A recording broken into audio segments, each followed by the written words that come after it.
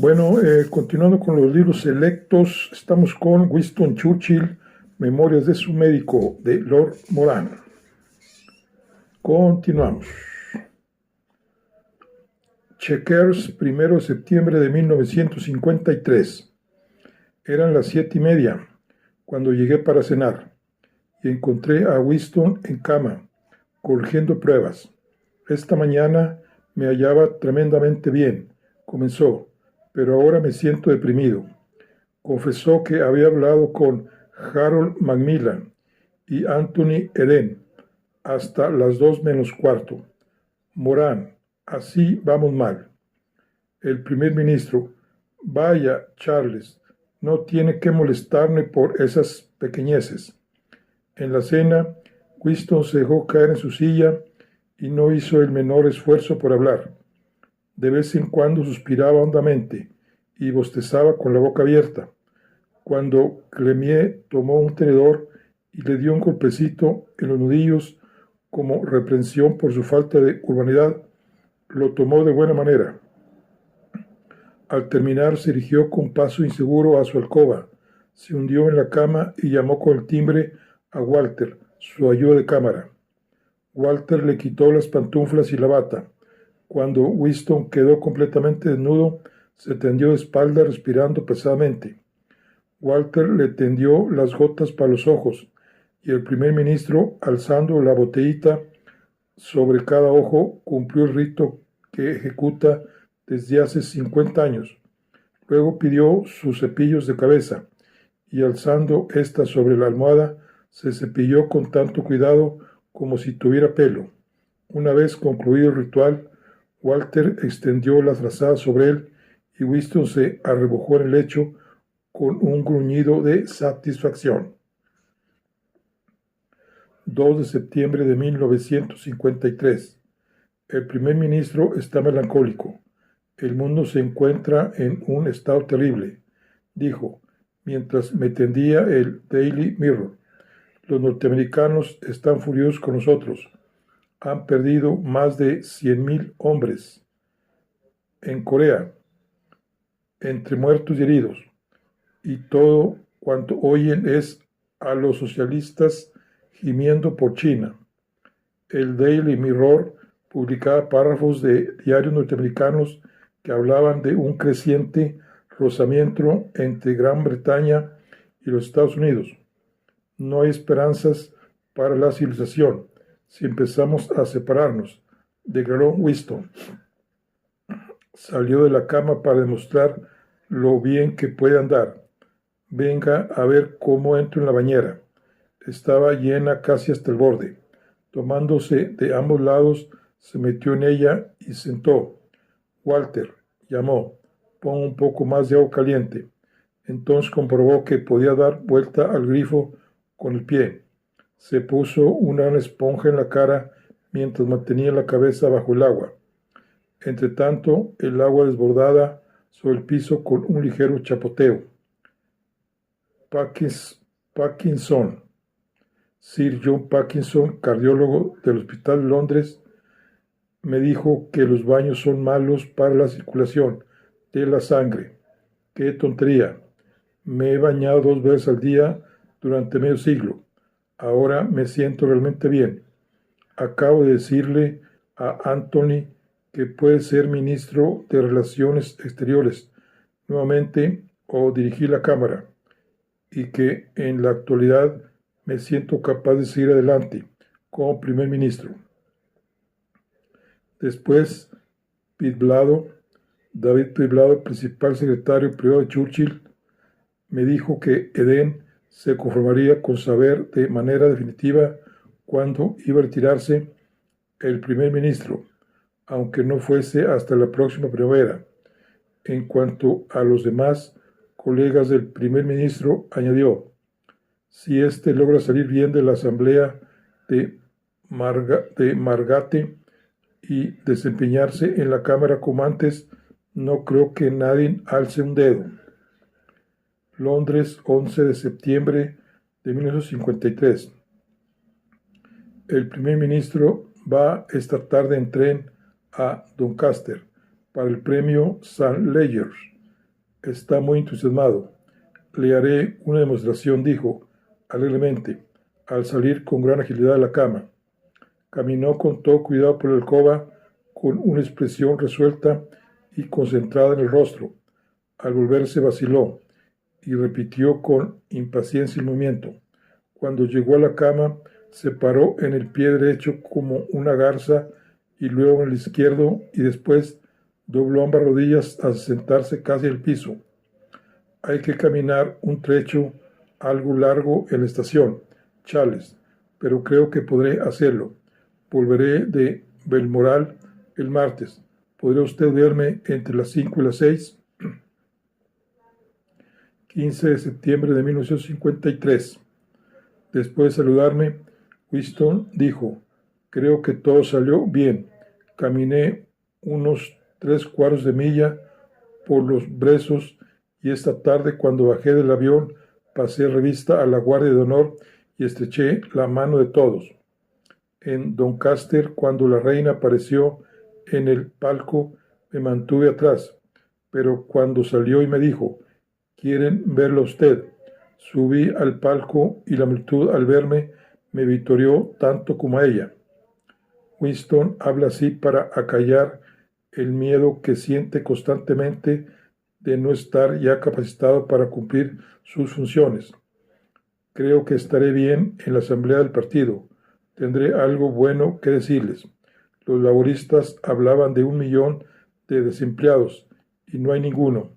Vaticinaron huelgas en todas las industrias y hay una pequeña huelga solamente en una. Hace 2 años había una atmósfera de crisis. Hoy ha desaparecido. Londres, 6 de octubre de 1953.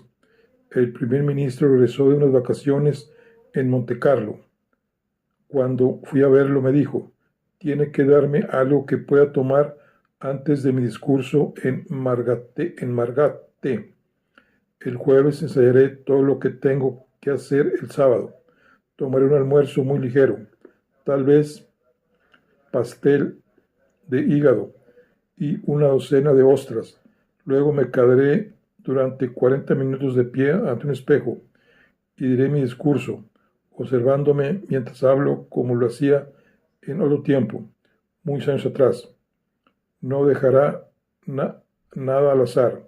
Su laringólogo estará en Margate para rociar la garganta antes del discurso, mientras yo espero redimir mi reputación algo negativa de vendedor de panaceas de feria, inventando una píldora para que la tome 1 hora antes de la asamblea.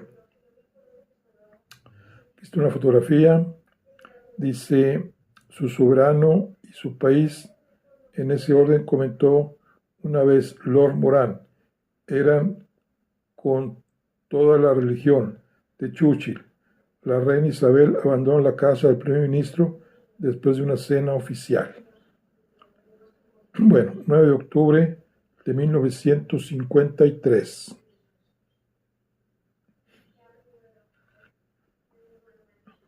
Hoy me contó el primer ministro en detalle el ensayo general.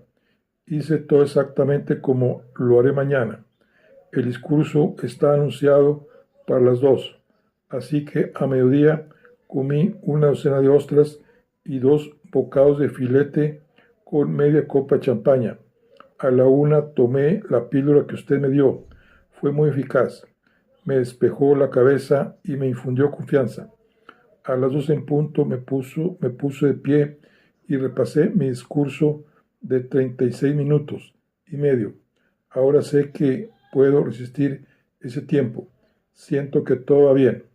Al despedirme añadió: nunca ha dependido tanto de un solo discurso de porra.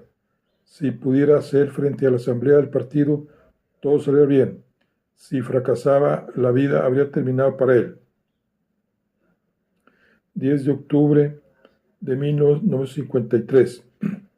Eran más de las 10 de la noche cuando llegué al número 10.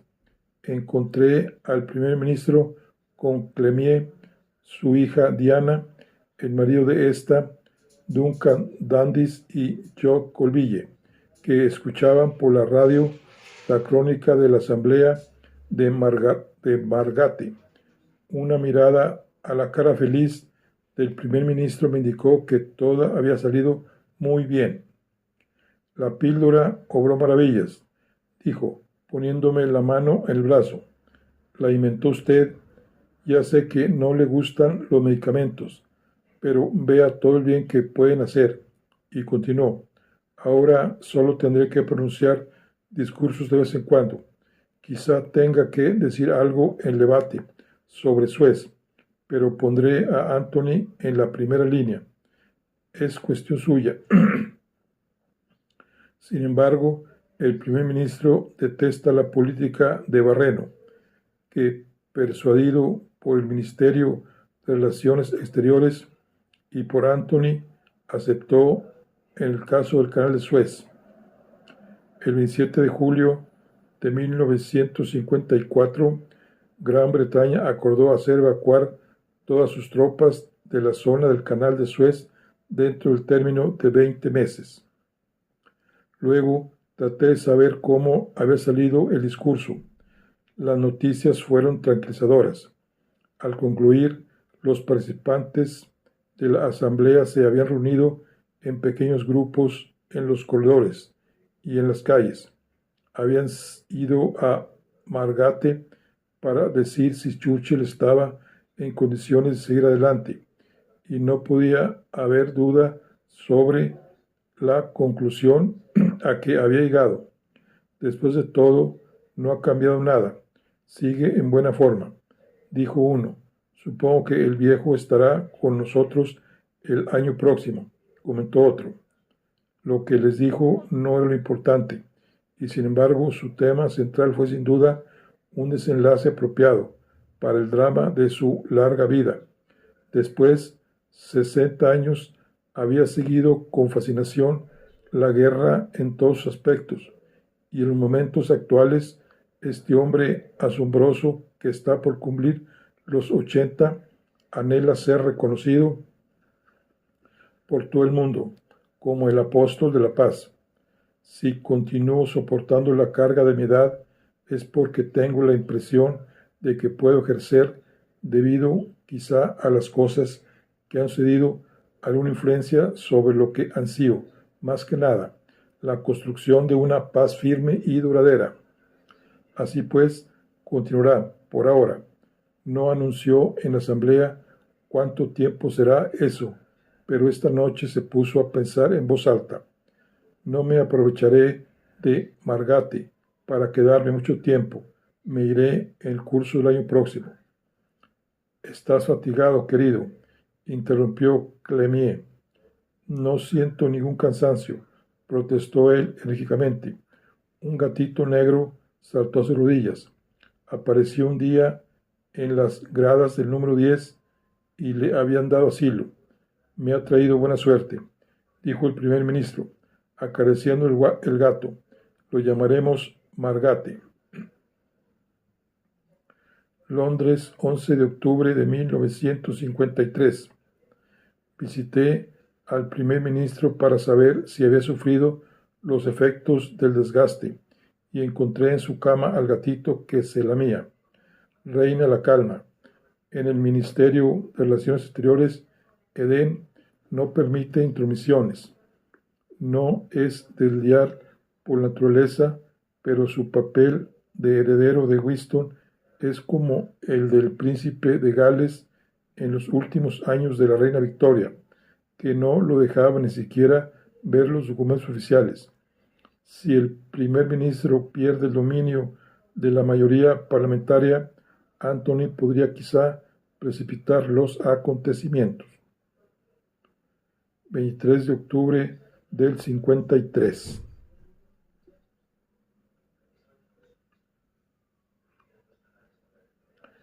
Clemmy llamó por teléfono para decirme que desearía hablar conmigo acerca de Winston. Ella había pasado unos días en París y él se mostró muy contento con su regreso. Luego permaneció silencioso en las comidas durante 2 días. sin dirigirle la palabra a nadie. Me prometió que se retiraría cuando Anthony estuviese en condiciones de desempeñar todas las funciones del cargo, y ahora vuelve a las andadas.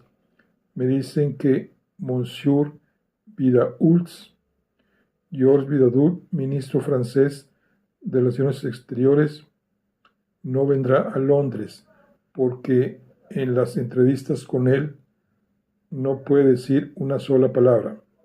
Su rostro fatigado se iluminó con una débil sonrisa. Lo malo es, Charles, que parece estar en mejor forma que nunca en la Cámara de los Comunes. Recorrió un largo pasillo moviendo los brazos como si tuviera 20 años. Lo orgulloso que está de Winston se transparentaba entre las nubes de su irritación. 27 de octubre de 1953. Cuando fui al número 10 de la calle Downing, Winston estaba leyendo Quentin Darwars de Walter Scott y lo puso a un lado de mala gana. Tenía que resolver un problema difícil antes de la reunión del gabinete, asistir luego a la reunión de este y responder preguntas en la Cámara, celebrar una audiencia con la reina y recibir a una delegación de Leeds, que lo había declarado ciudadano honorario. Iba a ser una jornada dura. Dio un gran bostezo y dijo: me gusta mucho Quentin Durand, tanto como Ivanhoe. Entró Christopher. ¿Ha leído ya el informe sobre el asunto de las carnes? El primer ministro gruñó que está a punto de hacerlo. Unos instantes después, Christopher se reunió conmigo en la sala de secretarias y me dijo con su mezcla de buen humor y franqueza: teniendo en cuenta lo mucho que un primer ministro tiene que hacer y lo poco que Winston hace, creo que somos bastante hábiles. He estado tratando de lograr que lea el informe sobre las carnes y siempre replica: tengo que leer otro capítulo de Quentin Durward. La verdad es que tiene pocas ganas de trabajar. Morán: si no gana nada conseguir el cargo, trataré de convencerlo de que se retire. Christopher: no ha llegado aún ese momento. Londres, 3 de noviembre de 1953. Fui al número 10 de la calle Downing para saber si Winston estaba contento con el discurso que iba a pronunciar hoy en la Cámara, el primero desde que sufrió el ataque. Digo que Anthony Eden no quería que se hablase de un cambio de actitud con Rusia, pues en el Ministerio de Relaciones Exteriores no creen que se haya producido tal cosa todavía. El primer ministro dijo: pondré el discurso en tono menor, no quiero disgustos. En otros tiempos, las intervenciones de Anthony habría causado un estallido. Winston ha cambiado mucho desde su enfermedad. La semana pasada me dijo un diputado: ¿qué le ha hecho usted a Winston? Tiene un aura de serenidad. El cambio producido en el temperamento de Winston es consecuencia directa de su enfermedad. La muerte debió parecerle muy próxima cuando la parálisis avanzaba por su organismo. Siempre había tomado a la ligera la religión, pero ¿acaso puede ser un hombre de su mentalidad, que está por llegar a los 80 y tiene la muerte a la vuelta de la esquina, encontrar paz espiritual en sus creencias paganas? Tal vez el lector me perdone si relato un caso personal. Mi padre, que era un activo médico clínico en Yorkshire, sufrió 4 ataques de fiebre reumática que lo dejaron con una lesión cardíaca y lo obligaron a abandonar sus actividades durante algún tiempo. Yo era niño y tenía la vaga impresión de que algo sucedía, y cuando me despedía de él cada noche solía quedarme un rato en la escalera, temeroso de que pasara algo malo en cualquier momento. Muchos años después, cuando era estudiante de medicina, mi madre me escribió una carta angustiada, diciéndome que mi padre había sufrido un síncope cardíaco a raíz de haber subido en bicicleta una cuesta empinada. Los médicos decían que su corazón no respondía a la digitalina y que no podría durar mucho tiempo. Ella tenía la idea de que si él iba a Londres, algo podría hacerse. Después del largo viaje, mi padre quedó casi sin aliento. El frasco de su medicamento estaba vacío y yo me apresuré a ir a una farmacia con la receta.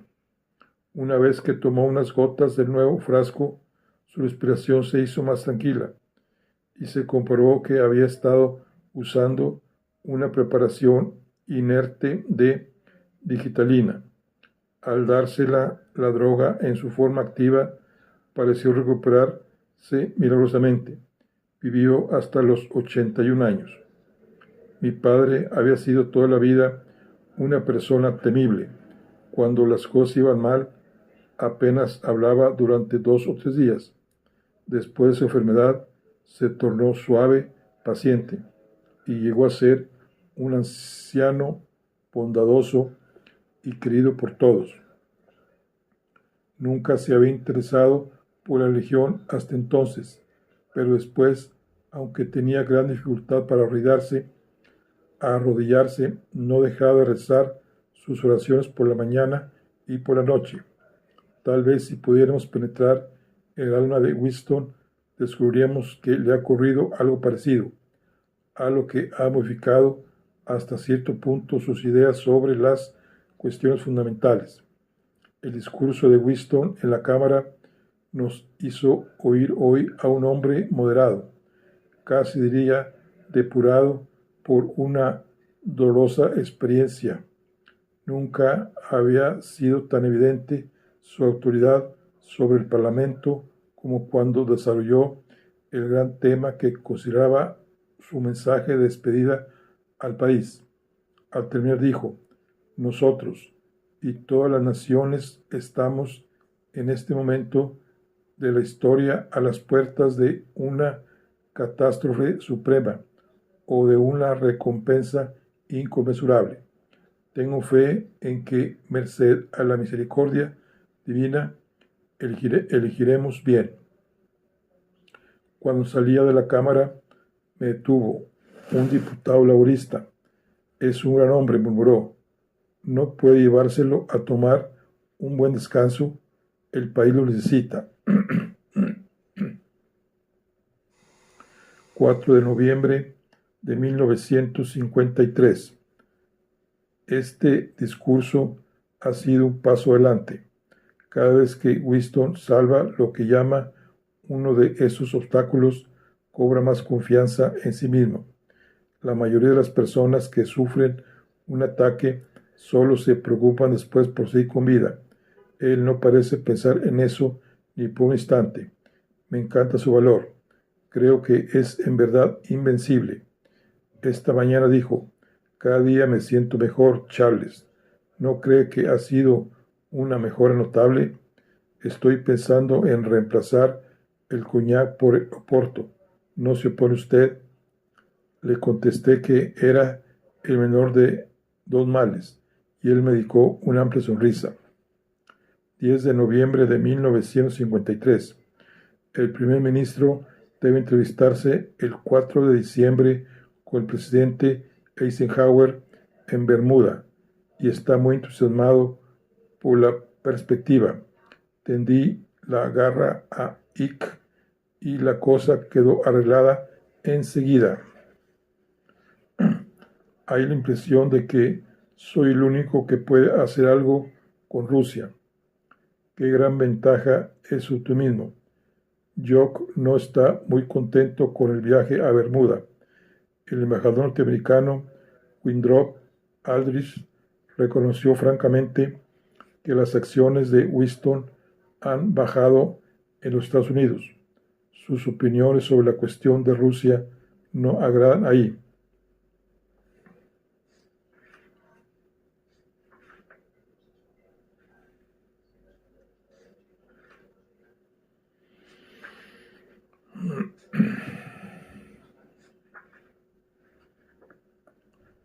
A bordo de la aeronave Canopus, 2 de diciembre de 1953. Winston estuvo con la nariz metida en un libro durante todo el almuerzo. Yo hablaba con Anthony Eden, quien, mirando al primer ministro, dijo: yo quería dejar el Ministerio de Relaciones Exteriores y asumir algún cargo que me diera experiencia en los asuntos internos. Pero sonrió Winston. Se oponía tanto que acabé por cejar. Aquí puede verse la diferencia esencial entre ambos hombres. Es imposible imaginar a Winston aceptando mansamente ese obstáculo en su ascensión al poder. Como juez de hombres y hechos, Anthony es más ecuánime y tiene más discernimiento que Winston, pero la personalidad del primer ministro y su dominio de la oratoria lo elevan a un mundo que estará siempre cerrado para Anthony. Bermuda, 4 de diciembre de 1953. La prensa trae crónicas completas de la primera reunión entre los norteamericanos, los franceses y nosotros, y de especial importancia a la descripción de la divergencia de opiniones entre el primer ministro y el presidente acerca de Rusia. Winston parecía decepcionado, pero cuando Christopher continuó hablando sobre lo perjudicial que sería esa división, aquel se impacientó. Es una tontería exagerar. Creo que voy a dominar las deliberaciones y que es un buen amigo. 5 de diciembre de 1953. Hoy el primer ministro se siente menos seguro. Cuando insistía ante Ike que Rusia ha cambiado, habló de Rusia como de una cortesana que ha cambiado de vestido, pero a la que se debería ahuyentar de las calles. Según él, Rusia está empeñada en destruir el mundo civilizado. El primer ministro daba grandes pasos por la habitación. Yo le dije que si realmente pensamos así, tal vez deberíamos obrar antes de que Rusia tenga tantas bombas atómicas como los Estados Unidos, y que repuso que era necesario pensarlo, pero yo aduje que no podía ser perjudicial tratar de mostrarnos amistosos, siempre que no disminuyamos nuestros preparativos de defensa. Cuando terminó la reunión, Ike dijo que había bastante de cierto en mis palabras. La mayoría de las personas quedan resentidas cuando salen vencidas en una discusión, pero Ike no conoce la vanidad. Más tarde, Ike dijo: nadie me ha tratado tan bien como Winston. Él sabe que le tengo afecto y algunas veces se aprovecha de ello. Aquí está una fotografía de Winston Churchill de pie, con su bastón, sombrero y su puro. Bueno, su bastón, su sombrero y sus guantes en la mano y su puro en la boca. Y dice: hondamente emocionado, Churchill abandona por última vez, entre los aplausos de su personal, la residencia oficial del primer ministro, el número 10 de la calle Downing. Era el 6 de abril de 1955. Habían transcurrido 54 años desde que ganara por vez primera un escaño en el Parlamento. Bueno, 7 de diciembre de 1953, dice: durante el almuerzo con el primer ministro, Este anunció de pronto que le gustaría quedarse un día más en Bermuda. Christopher observó que Anthony tenía compromisos en Londres para el almuerzo y la cena, lo cual provocó un estallido del primer ministro. Al diablo los compromisos. Él no es quien manda aquí.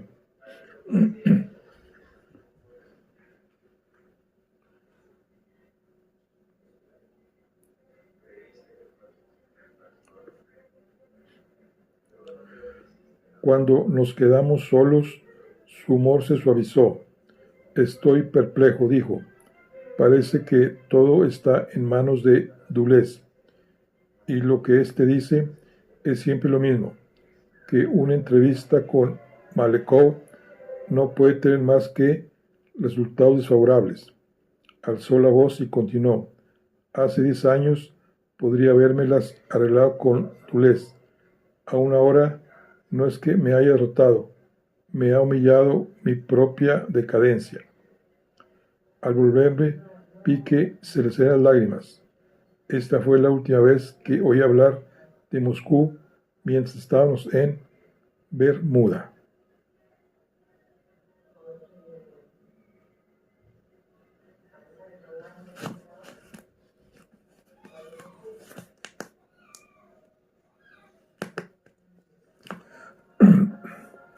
Bermuda, 8-9 de diciembre de 1953. Al rechazar la Comunidad de Defensa Europea, los franceses tal vez han despreciado la última oportunidad de salvar a su país, dijo el primer ministro. Es posible que se convierta en satélite de Rusia. La cena del día 9 comenzó mal. Después de la sopa había bistec y el primer ministro explotó. ¿No hay pescado? ¿Quién dispuso el menú? Nunca había oído semejante cosa, declaró. Sin embargo, el eficiente chef Henry, traído del Canadá para ocuparse de las comidas del primer ministro, hizo aparecer un arenque bien preparado, y Churchill se calmó. 10 de diciembre de 1953. Ayer, mientras Clemmy se dirigía en avión a Estocolmo para recibir en nombre de Winston el Premio Nobel de Literatura, el primer ministro estaba nervioso y preocupado. En esto recibió un despacho y su ceño se despejó. Han llegado. Detesto que viajen en avión las personas a quienes quiero, a menos que yo vaya también. Después del almuerzo, un automóvil lo llevó a la playa, donde apoyándose en su bastón y en un detective, descendió por una inclinada duna. En el fondo había una roca de 2 veces la altura de un hombre, y el primer ministro se puso a trepar por ella, con asombro y consternación de todos. Luego tiramos de él para hacerlo bajar, y lo empujamos hacia arriba por la duna. Una vez en lo alto, se detuvo para tomar aliento. No había transpirado tanto desde mi enfermedad, dijo. Tome el pulso, Charles. Estábamos rodeados de gente y de algún modo logré zafarme. ¿Está muy enojado conmigo?, preguntó como un niño travieso. Londres, 17 de diciembre de 1953. El primer ministro me dijo, Anthony y yo nos enviamos telegramas que se cruzaron, aprobando la advertencia hecha por Dulles a Francia sobre la Comunidad de Defensa Europea. En Bermuda, Dulles estuvo mejor de lo que esperábamos, y añadió, tal vez me vaya. Esto es renunciar al cargo de primer ministro dentro de un mes, o aguardaré que regrese la reina. La reina Isabel estaba haciendo un viaje que duró 6 meses por varios países de la Comunidad Británica. Probablemente esperaré. Christopher me contó que a él le había dicho lo mismo. 20 de diciembre de 1953. Hace 2 días, el primer ministro se hizo una quemadura en la mano. Al apagar el puro, se incendió una caja de fósforos. Cuando llevé a Sir Thomas Dulhill para que lo examinara, se produjo una escena extraordinaria. El primer ministro criticaba todo cuando Dulhill hacía. Comenzó cuando éste quitaba la venta con sus hábiles dedos. «Déjenme hacerlo yo», dijo Winston. «Estoy empezando a saber de medicina». Miró las grandes ampollas que estaban al descubierto. «Esto prueba lo bien que mi piel responde a cualquier lesión». Una vez puestas de nuevo las vendas, se halló un sitio que, según él, no estaba debidamente cubierto con gasa. Luego se quejó de que el vendaje era demasiado ancho y no le permitía mover libremente los dedos. Por fin yo intervine. «Usted sabe que no debe hablarse al conductor». «El conductor soy yo», dijo con una amplia sonrisa. «Todavía no está bien. ¿No se podría arreglar esta parte de nuevo?»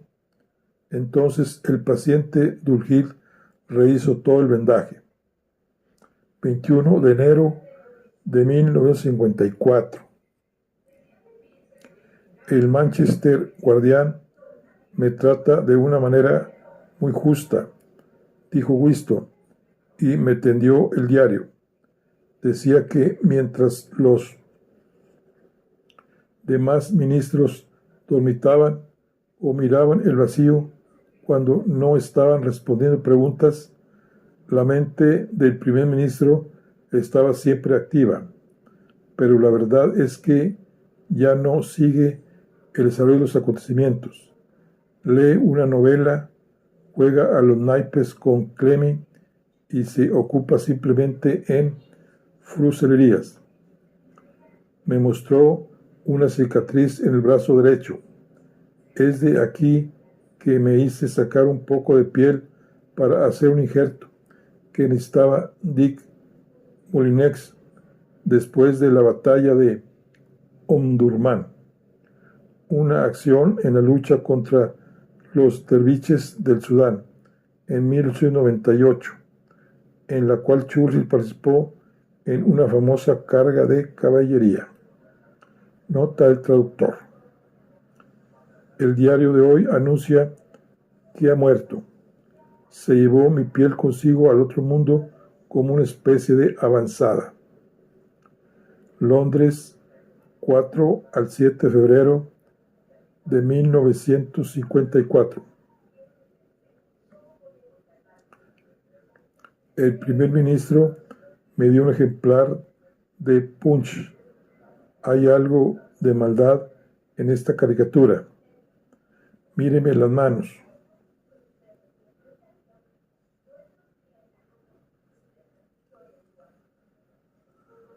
Tengo manos hermosas.